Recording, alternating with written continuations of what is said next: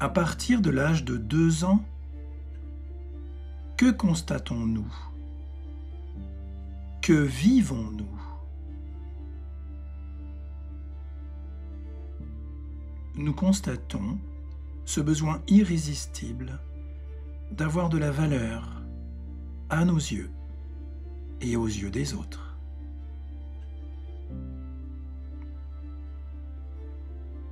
Si ce besoin naît à un moment de notre vie, s'il fluctue au fil de notre quotidien d'enfant, c'est qu'il n'est pas vrai absolument et qu'il se met en place à un moment donné de notre vie.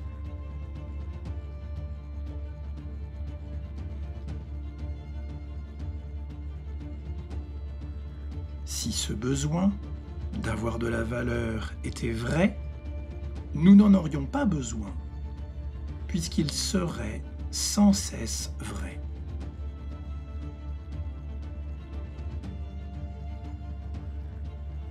Nous avons besoin de certaines choses dans la vie, puis quand nous les avons, nous les perdons. Comme la valeur, par exemple.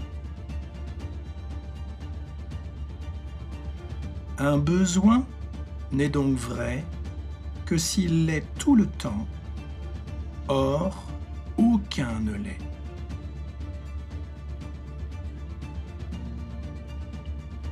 Croyez-vous à des certitudes qui ne sont vraies que par moments? Non, bien sûr.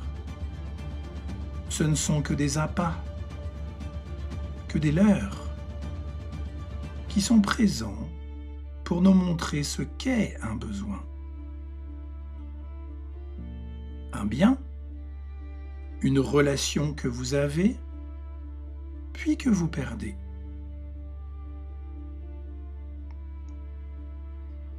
Ou que vous avez l'illusion de perdre.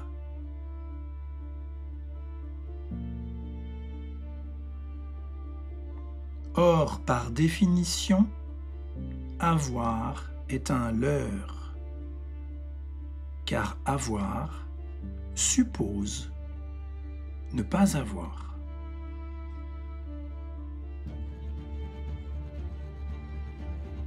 Car comment avoir si d'abord vous n'avez pas?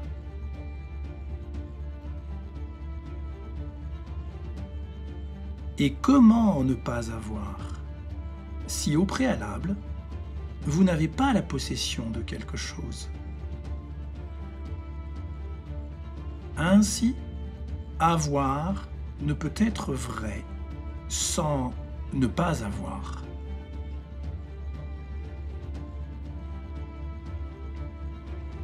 Et ne pas avoir ne peut être vrai sans avoir.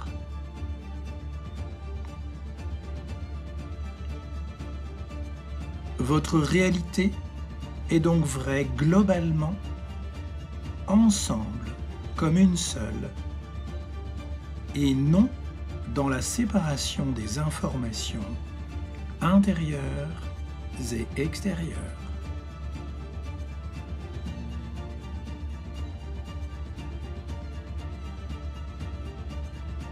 Depuis l'âge de 2 ans, nous cherchons donc à avoir de la valeur parce que nous n'en avons pas.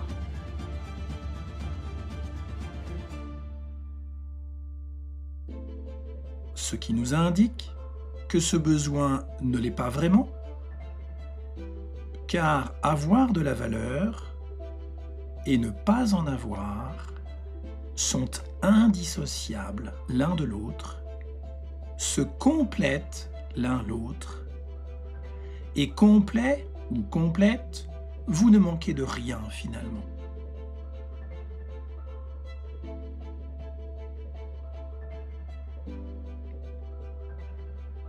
Car sans avoir de valeur, vous en aurez. Et en ayant, vous n'en aurez inévitablement plus.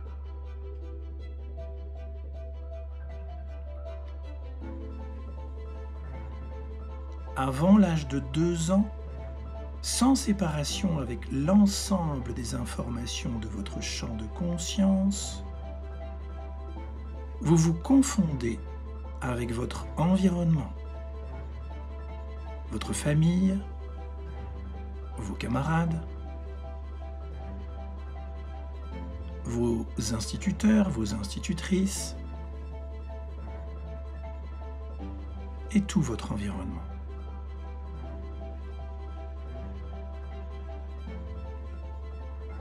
Vous vivez donc sans intérieur ni extérieur.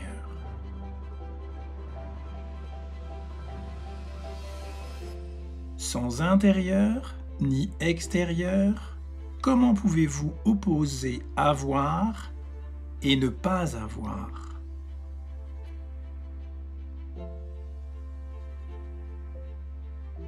Avoir de la valeur et manquer de valeur. Cela ne se peut. Vous avez besoin de valeur que vous comparez à ne pas en avoir besoin. Lorsque vous vivez dans 2 dimensions séparées l'une de l'autre. Mais comment comparer votre besoin de valeur dans une réalité une et unique?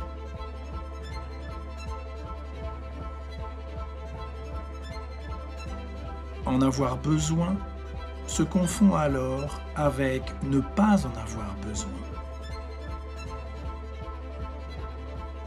Et vous n'avez le loisir de ne vivre aucun des 2 statuts.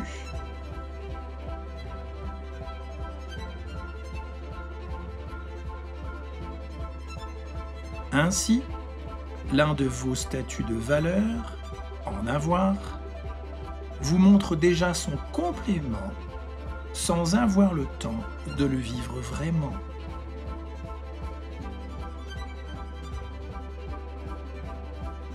Et ne pas en avoir vous montre déjà son complément. En avoir sans avoir le temps de le vivre vraiment.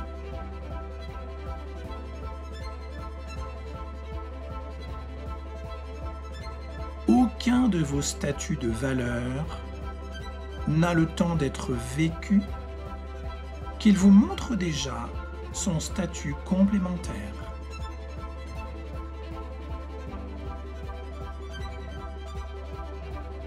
Ainsi, votre champ de conscience ne vous montre que la complétude des informations vécues et donc la complétude de vos situations de vie.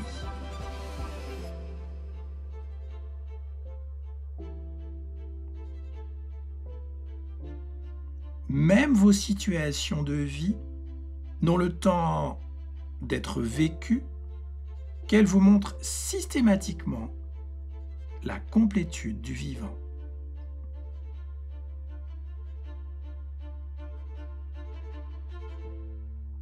Pourquoi? Parce que la vie n'a pas d'opposé. En quoi pourrait-elle donc être incomplète?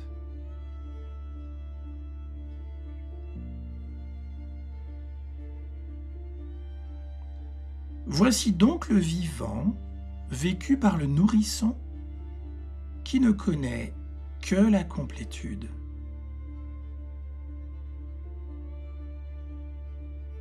Le chaud lui montre instantanément le froid.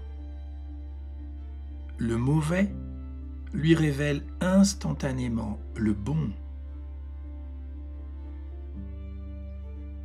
Aucune information n'est vécue de manière identifiée et l'absence de sourire de maman est l'annonce d'un sourire à venir, montrant leur complétude.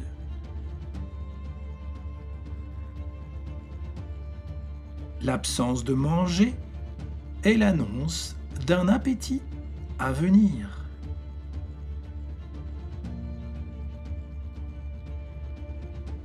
Rien n'y est vécu vraiment isolément, mais tout se complète sans interruption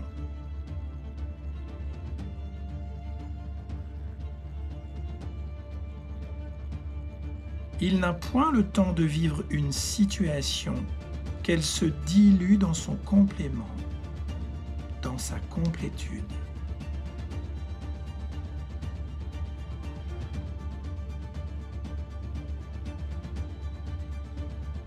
Ce qui lui resserre inlassablement sa nature comme plat unique.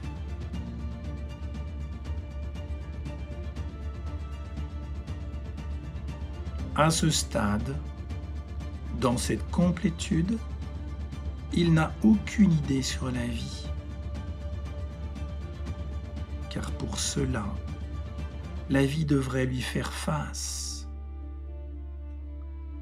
Mais il n'en est pas extérieur, il s'y dilue.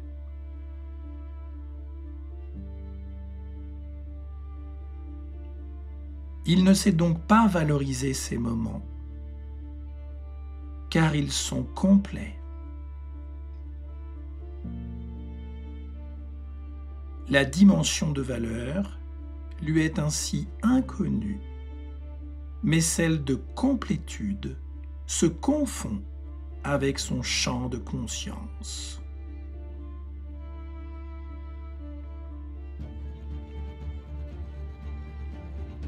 Cette complétude n'est pas un sentiment posé sur sa réalité, mais la nature même de sa réalité. Complétude et réalité ne pouvant se distinguer.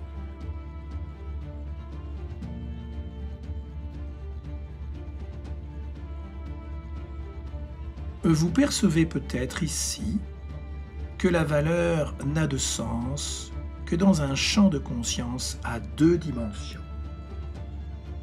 intérieure et extérieure.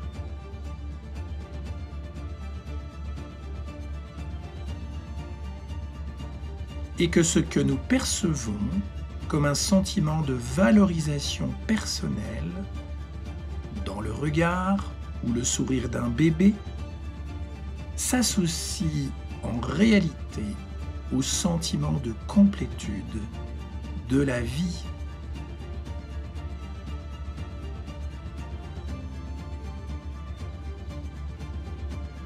Son champ de conscience comprend la vie et toute la vie, et rien ne peut l'en priver.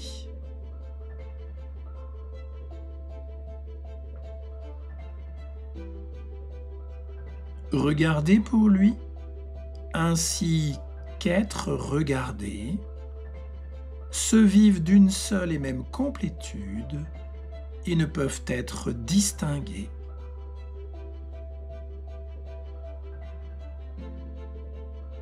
Il est l'intérieur et l'extérieur combinés sans connaître ces dimensions.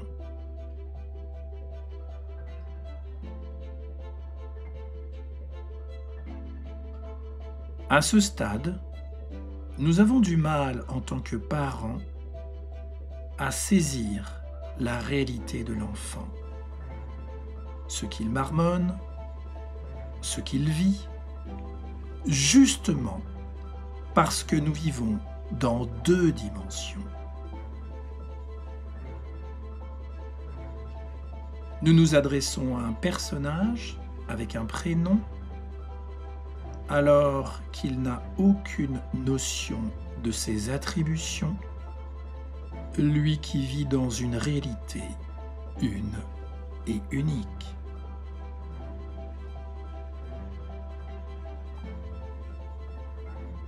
Le seul langage possible avec lui est notre propre nature, la vie, et non pas nos propres peurs et attentes projetées sur lui.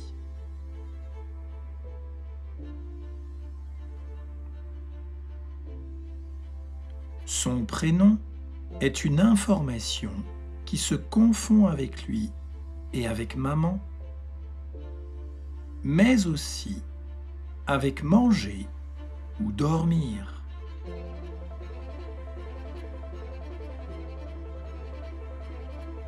Les choses n'ont pas de valeur dissociée pour lui, car elles ne peuvent l'être entre elles.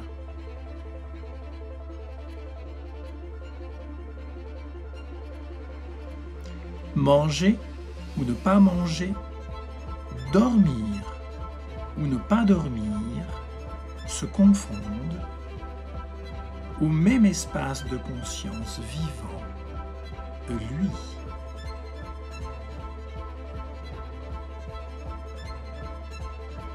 Il n'a point besoin d'avoir de la valeur, car il n'en manque pas.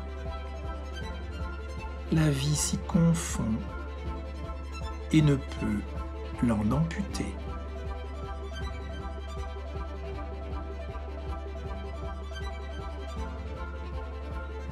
Il n'a point besoin d'avoir de la valeur, car il ne fait aucunement face à la vie. Il ne lui est pas extérieur.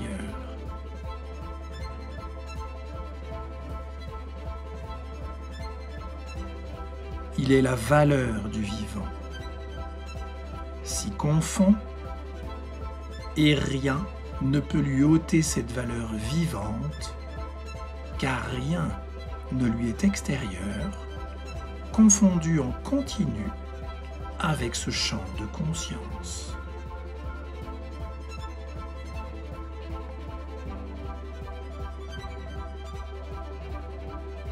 Ce cheminement du nourrisson nous éclaire sur la dimension, encore une fois, du besoin humain, qui n'est qu'une séparation d'avec la réalité une et unique.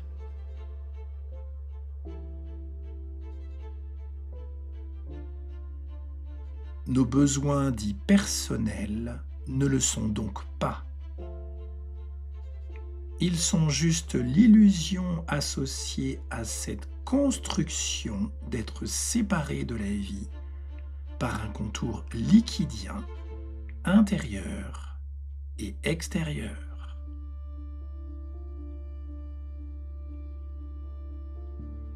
D'ailleurs, que peut-il vous manquer si vous avez toujours tout eu, la vie, et que vous ne pouvez en être séparé d'une manière ou d'une autre?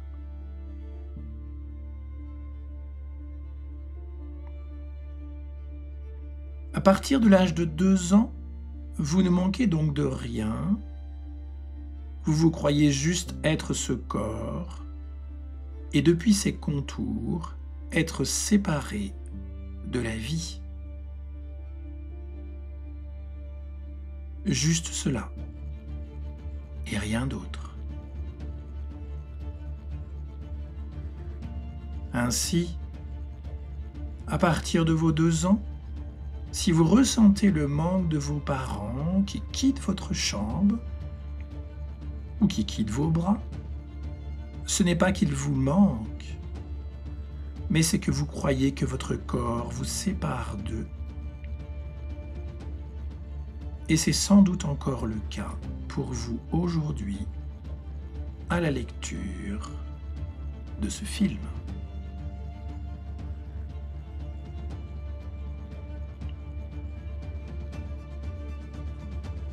Ce manque de valeur et son besoin associé ne sont donc actifs que dans une dimension à double réalité intérieure et extérieure.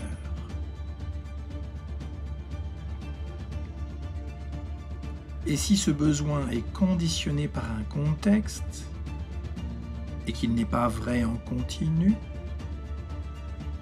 c'est qu'il n'est pas vrai tout court. S'il n'est pas vrai tout court, ce n'est pas ce besoin qui va désormais occuper votre attention, mais son illusion.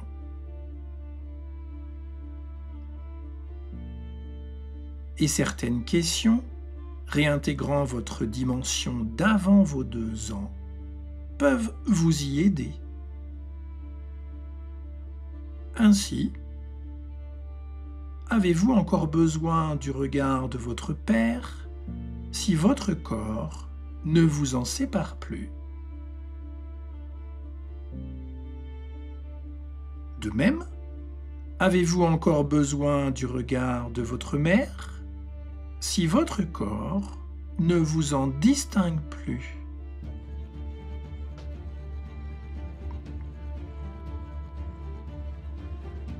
Quelle valeur percevez-vous dans les mots, dans les gestes de votre compagnon ou de votre compagne, s'ils ne vous distinguent plus l'un de l'autre?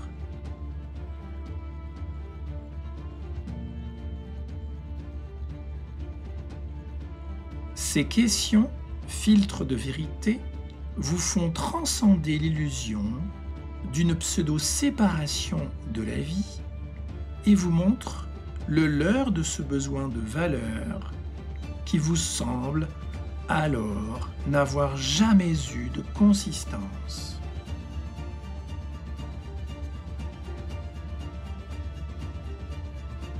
Comme un cheminement qui vous montre que vous rêviez et que vous le savez en sortant.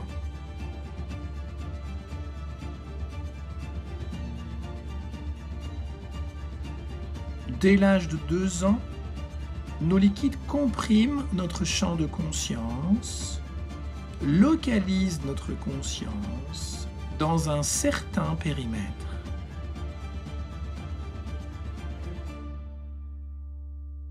Ils semblent nous attribuer cette conscience à un certain espace, l'intérieur liquidien, et ne pas nous attribuer cette conscience à l'espace au-delà de nos contours personnels qui en apparaissent, l'extérieur, à nos liquides.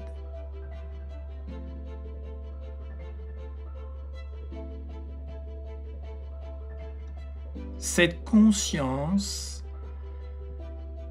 n'est même pas vraiment fragmentée en deux, puisqu'elle change d'attributaire entre l'intérieur et l'extérieur.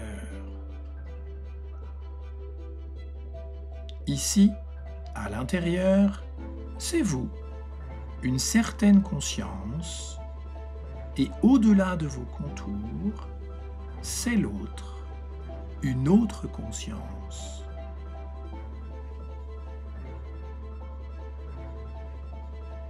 Pour autant, si cette conscience que vous dites personnelle est limitée à ce qui vous définit, votre corps, et que vous en êtes le seul attributaire, pourquoi se partage-t-elle encore au-delà de vos contours?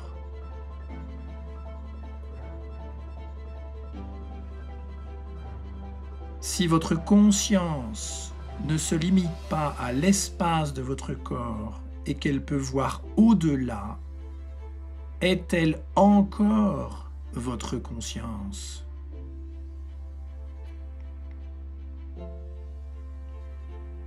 Et si la conscience dite des autres peut vous voir au-delà de leur corps, est-elle vraiment la leur?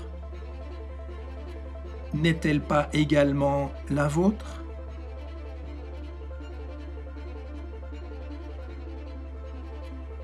Et comment délimitez-vous désormais ce qui vous est personnel?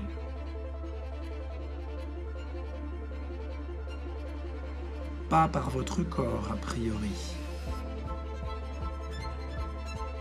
Cette conscience n'est-elle pas finalement une conscience partagée par l'ensemble des apparitions humaines et vivantes, au-delà du corps de chacun?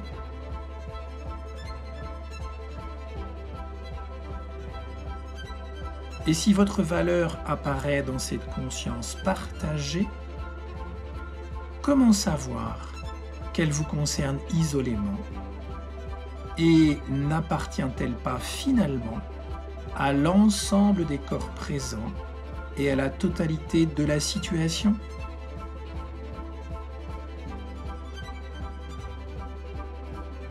Dès l'âge de 2 ans, nos liquides nous localisent et croient localiser notre conscience. D'avoir eu toute la place avant vos 2 ans, vous voilà dans l'illusion de partager votre place entre 2 réalités. Vous occupiez toute la place de l'espace de conscience. Désormais, cet espace donne la sensation d'apparaître dans 2 compartiments, l'intérieur et l'extérieur de votre conscience.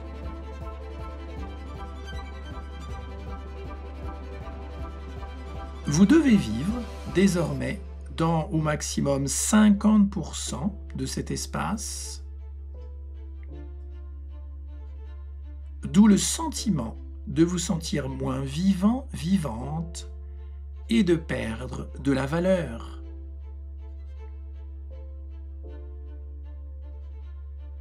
Et pourtant, votre nature n'a aucunement changé. Vous êtes toujours l'ensemble de l'espace de conscience. Mais vous devez désormais enjamber un mur pour vivre séquentiellement les 2.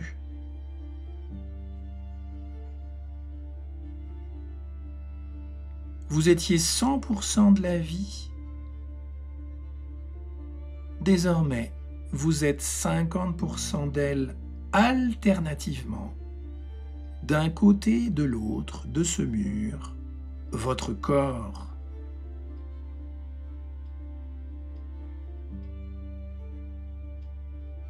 Vous attendez alors un regard attentif de votre Père, sa compréhension, sa compassion,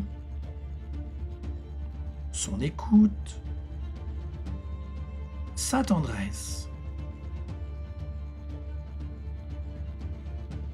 Mais sans la frontière qui semble vous séparer tous 2, ce regard et cette tendresse ne sont-ils pas les vôtres? Celui de votre espace de conscience sans partage?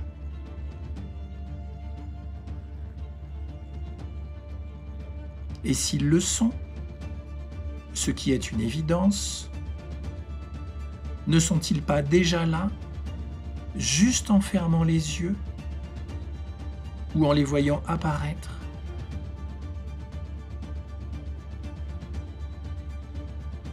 Qu'avez-vous besoin d'autre soudainement que cette vie sans partage? Car si votre vie n'est plus séparée de la vie par un mur, votre vie n'est-elle pas tout bonnement la vie?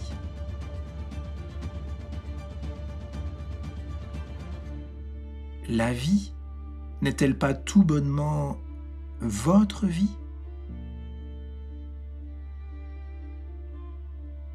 Et votre valeur n'est-elle pas sans partage alors? D'ailleurs ainsi, qui d'autre que vous peut vous la donner dans cet espace de conscience sans partage?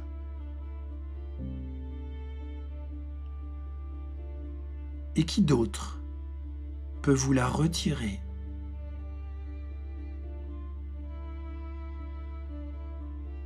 Ainsi l'enfant ne va pas en réalité rechercher à ce que l'extérieur vienne remplir son vide d'espace amputé de 50%, mais à ce qu'il ne soit plus contraint de passer en conscience de 50% à 50% de chaque côté de ce mur.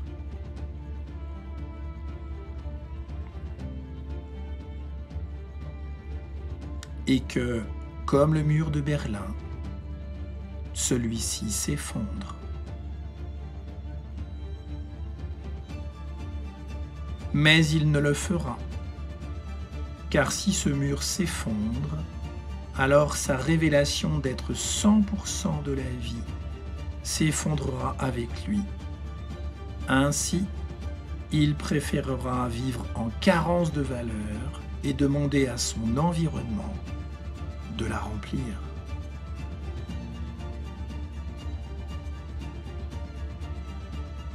Ce sentiment de devoir partager la vie, de devoir partager sa nature et donc sa valeur, il va en être conforté par la construction de son quotidien, par le chant.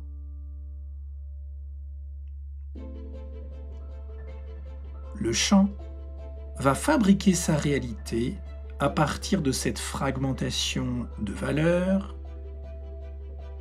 et cette valeur fragmentée va mettre à jour le chant et donc influencer son interaction. En effet, la petite fille va devoir partager sa valeur avec sa mère, face à son père, mais également avec ses sœurs et au-delà, avec ses frères. Le petit garçon va devoir également partager sa valeur avec son père, face à sa mère, mais également avec ses frères et au-delà, avec ses sœurs.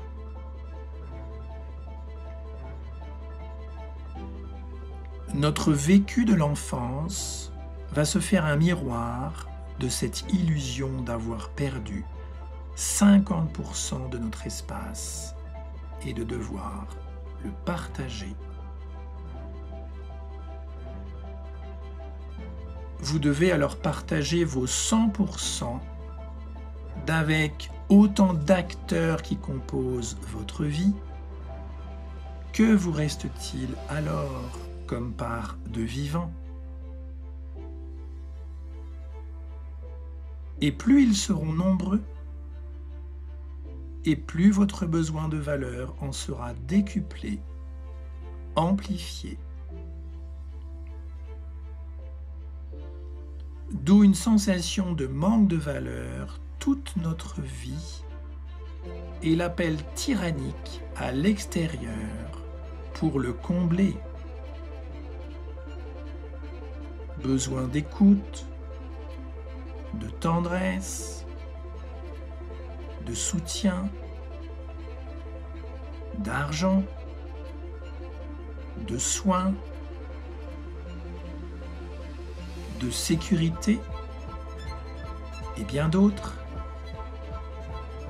et d'en tirer un sentiment furtif de 100% d'espace retrouvé. Au-delà, ce besoin pourra-t-il être comblé par l'intérieur de vous-même? Non, pas vraiment. Car il vous rappellera sans cesse cet environnement extérieur et l'espace de 50% qui vous reste disponible.